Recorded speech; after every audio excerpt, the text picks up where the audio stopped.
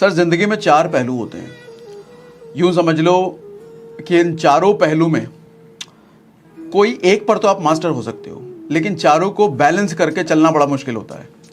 चार पहलू जैसे एक फिजिकल फिटनेस होता है, दूसरा मेंटल फिटनेस दिमाग, तीसरा सोशल फिटनेस यानी कि रिलेशनशिप सोसाइटी से, अपने परिवार से, और चौथा फाइनेंशियल फिटनेस। ऐसा कभी नहीं हो सकता कि आप देखोगे जिसका फाइनेंशियल फिटनेस बहुत अच्छा है वो फिजिकली बहुत फिट होगा, उसकी फैमिली रिलेशनशिप में बहुत फिट होगा, मेंटली वो बहुत फिट होगा। ऐसा आपको नहीं देखने को मिलेगा सर संसार में। जिसका मेंटल फिटनेस बहुत स्ट्रांग है वो पता चलेगा आपको हिमालय चला गया है दुनियादारी छोड़ करके। जिसका फाइनेंशियल फिटनेस बहुत अच्छा है पता चला उसका 4 बार तलाक हो चुका है। जिसका फिजिकल फिटनेस बहुत अच्छा है पता चलेगा उसके पास पैसा ही नहीं है अपनी लाइफस्टाइल को जीने के लिए, वो सिर्फ बॉडी दिखा रहा है, बाकी दिखाने के लिए कुछ है ही नहीं उसके पास।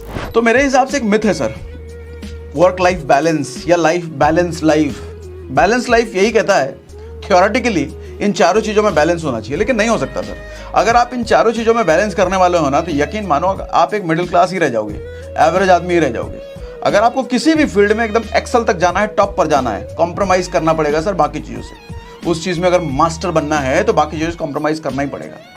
लेकिन होता यह है कि जब जॉब में आप लंबे समय तक रहते हो ना सर, तो आपका किसी भी चीज़ में मास्टरी तो नहीं ही होता है और ये सारी ही चीज़ें खराब हो जाती हैं। पैसा आपके पास ज़्यादा होता नहीं है सर, टेंशन में आपका हेल्थ खराब होता है सर, है ना। रिलेशनशिप आपके अच्छे रह नहीं जाते कि काम में आपको, ऑफिस में आपको इतना निचोड़ चुके होते हैं। मेंटल फिटनेस आपका वैसा ही नहीं रहता है कि तनाव, डिप्रेशन और पता नहीं कितनी कितनी चीज़ें आप पाल चुके होते हैं। तो ये चारों ही चीज़ें आपका खराब हो जाती है जब जॉब में आप लंबे समय तक रह जाते हो। तो समाधान क्या है सर? समाधान समझने से पहले सबसे पहले बड़ी समस्या समझो सर। 2-3 वर्ड चलते हैं जॉब लाइफ में जिसकी वजह से बर्बादी तय हो जाती है। सबसे पहला वर्ड, लोग प्रमोशन के लिए काम करते हैं, क्लाइंट अप्रिशिएशन के लिए काम करते हैं। प्रमोशन मिल जाए बहुत बढ़िया, प्रमोशन कितना प्रमोशन मिलेगा? 10% प्रमोशन। अरे प्रमोशन मिल गया बहुत बढ़िया, क्लाइंट का अप्रिशिएशन मिल गया, कुछ ट्रॉफी मिल गया, 2-4 सर्टिफिकेट मिल गया, ईमेल आ गया क्लाइंट की तरफ से, आए तुमने एकदम क्या काम किया, जबरदस्त, दुनिया हिला डाला तुमने। क्या उखाड़ लोगे उससे भैया? ऑफिस के 20 लोग आपकी वाहवाही कर देंगे,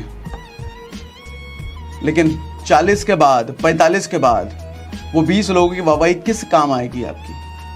किसी काम की नहीं आएगी। वो ट्रॉफी, वो सर्टिफिकेट, वो अप्रिशिएशन, वो 10% का हाइक। सर 10% तो आज के टाइम में महंगाई बढ़ जा रही है, तो 10% हाइक लेकर क्या उखाड़ रहे हो आप?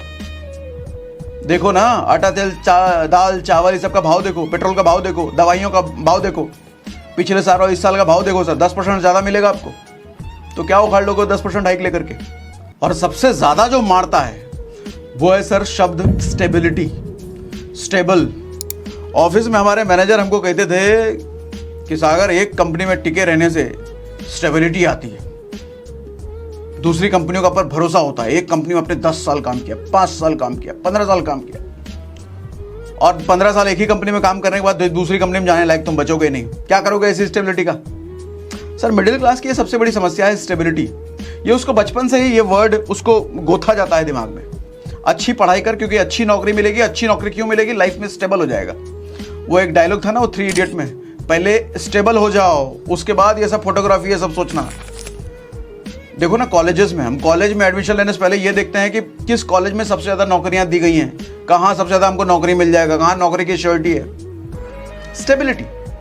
ये मिडिल क्लास जॉब वाले सर मरते हैं इसी वर्ड की वजह से। मेरे हिसाब से सर स्टेबिलिटी इंपॉर्टेंट नहीं है वर्ड इंपॉर्टेंट है ग्रोथ। जो आदमी ग्रोथ माइंडेड होता है ना वो बढ़ता चला जाता है लाइफ में सर, और लाइफ का मतलब ही है प्रोग्रेसिव होना है सर। जब आदमी एक जगह पर स्थिर हो जाता है ना तब वो फ्रस्ट्रेट होने लग जाता है, चाहे वो जॉब हो, बिजनेस हो, इनकम हो, किसी भी जगह पे एक जगह पे अगर आप स्थिर हो गए तो और बोरियत आनी ही आनी है, फ्रस्ट्रेशन आना ही आना है। लेकिन जब आप प्रोग्रेसिव होते हो, बढ़ते चले जाते हो, तब आदमी खुश रहता है। और नौकरी में आप चारों तरीके से स्टेबिलिटी आप ढूंढ रहे हो। स्टेबिलिटी ढूंढने के चक्कर में 15 साल बिता दिए एक ही कंपनी में। अब उम्र निकल चुकी है, अब आप कुछ करने लायक हो नहीं भैया। एक हाथी वाली कहानी आपने सुनी होगी ना, कि हाथी जब छोटा होता है तो उसके पाँव में रस्सी बांध दिया जाता है और रस्सी से बांध करके खूंटे से उसको बांध दिया जाता है। तो हाथी बहुत कोशिश करता है कि वो रस्सी को तोड़ दे, लेकिन हाथी छोटा होता है, ज़्यादा ताकत होता नहीं है, तो रस्सी नहीं तोड़ पाता है। लेकिन जब बड़ा होता है तो एक पतली सी रस्सी से भी जब उसको बांध दिया जाता है तो हाथी में इतनी ताकत तो हो चुकी है कि वो पतली सी रस्सी को बड़े आराम से तोड़ देगा, लेकिन फिर भी नहीं तोड़ता है। मालूम क्यों? क्योंकि अब उसके जहन में ये बैठ चुका है, अब उसको यकीन हो चुका है कि वो रस्सी नहीं तोड़ सकता, क्योंकि बचपन से लेके बहुत बार कोशिश कर ली उसने, अब नहीं तोड़ सकता वो। लेकिन असलियत क्या है? उसके पास इतनी ताकत है, एक झटका मारेगा रस्सी के, वो कूल्हा तक उखड़ के आ जाएगा, लेकिन वो कोशिश तक नहीं करता। जब 15 साल 20 साल आप जॉब में गुजार देते हो ना सर, नौकरी में गुजार देते हो ना, तो ऐसी हालत हो जाती है आप यकीन नहीं कर सकते कि आप कुछ और कर भी सकते हो, आप बिजनेस भी कर सकते हो, आप कुछ और करने लायक बचे हो, आपको यकीन ही नहीं होता। सच्चाई भले ही होती है कि कर तो आदमी कुछ भी सकता है। 40 की एज, क्या 60 की एज में वो KFC वाले ने अपना धंधा एस्टेब्लिश कर दिया भैया। 80 साल में वो अब्राहम लिंकन कितने 80 साल में राष्ट्रपति बने थे, ऐसा ही कुछ था। कितने ऐसे ही लोग हैं सर दुनिया में, 60 साल 65 साल 70 साल में दुनिया में उन्होंने झंडा गाड़ा है, लेकिन नौकरी वाले को यकीन नहीं होता है। सबसे बड़ा ट्रैप है सर, जाल है। मेरी बात से एग्री कर रहे हो? चैट में मुझे लिख के बताओ, यस अग्री लिख के बताइए अगर मेरी बात से एग्री कर रहे हो तो। एग्री लिख के बताइए। मैं जब डेल में था ना, डेल वही कंप्यूटर बनाने वाली कंपनी, तो वहाँ पर मेरा एक सीनियर था, तो काफ़ी सालों से 8-10 सालों से वो उसी कंपनी में था, और हर साल उसको कोई ना कोई अप्रिशिएशन, कोई ना कोई रिवॉर्ड, कोई ना कोई अवार्ड मिलता था उसको, क्योंकि उसका काम इतना तगड़ा था। और हालत ये हो गई कि कुर्सी पर बैठे बैठे इतना वो मेहनती था, क्योंकि अपना सॉफ्टवेयर इंजीनियर वाला काम तो सब कुर्सी पे बैठ के ही होगा सर। उसका जो पूरा डिस्क है ना पीछे कमर के नीचे, पूरी तरीके से बिगड़ चुका था। चलने के लिए ना उसको लाठी की जरूरत पड़ती थी। हालत ये हो गई थी, और उम्र कितनी, 40 भी नहीं हुई थी उस टाइम पे उसकी, 40 भी नहीं हुई थी, लेकिन चलने के लिए लाठी की जरूरत पड़ती थी। वो स्पीड में चल नहीं सकता, वो दौड़ नहीं सकता। 40 के अंदर उसकी ये हालत हो गई थी बैठे बैठे। एक टाइम आया जब कंपनी को ले ऑफ करना था, बहुत सारे लोगों को निकालना था, निकाल दिया उसको। सबसे पहले उसको निकाला सर, मालूम क्यों? सबसे मोटी सैलरी पे बैठा था वो, कई बार प्रमोशन लिया था ना, सबसे मोटी सैलरी पे बैठा था वो, तुरंत सबसे पहले उसको निकाला। कुछ नहीं, कितने तुमने कंपनी के लिए अपनी रातें खराब करी, अपना शरीर खराब करा, अपने रीढ़ की हड्डी खराब करी, जिंदगी खराब करी, कोई मतलब नहीं है कंपनी को उससे। कंपनी को पैसा बचाना, निकलो भाई, सबसे पहले इसको निकाल दिया सर। आज के टाइम में मैं टच में नहीं हूं, लेकिन कहीं ना कहीं नौकरी कर रहा होगा आदमी। शरीर किसी लायक बचा नहीं ना, स्टेबिलिटी, उसको करियर में स्टेबिलिटी चाहिए था, जी जान झोंका था उसने।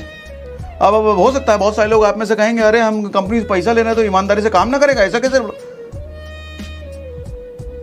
सर यही सोच तो आपको गुलाम बना के रखती है। देखो, राजा और गुलाम में यही फर्क होता है।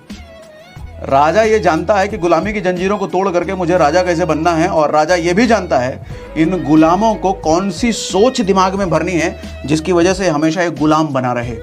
तो ऐसी सोच आपको राजा देता रहता है। ईमानदारी से नौकरी करो, हैं, जॉब ही तुम्हारा परम धर्म है, अपना बेस्ट दो, स्टेबिलिटी, ये सब आपके दिमाग में बीच में बोया जाता है कॉर्पोरेट में, और आप मान लेते हो हाँ यही सच्चाई है भैया। स्टेबिलिटी चाहिए, लंबे समय पे एक ही कंपनी में रहना है, हाइक लेना है, प्रमोशन लेना है, बेस्ट रेटिंग चाहिए मैनेजर से। क्या उखाड़ लोगे सबसे?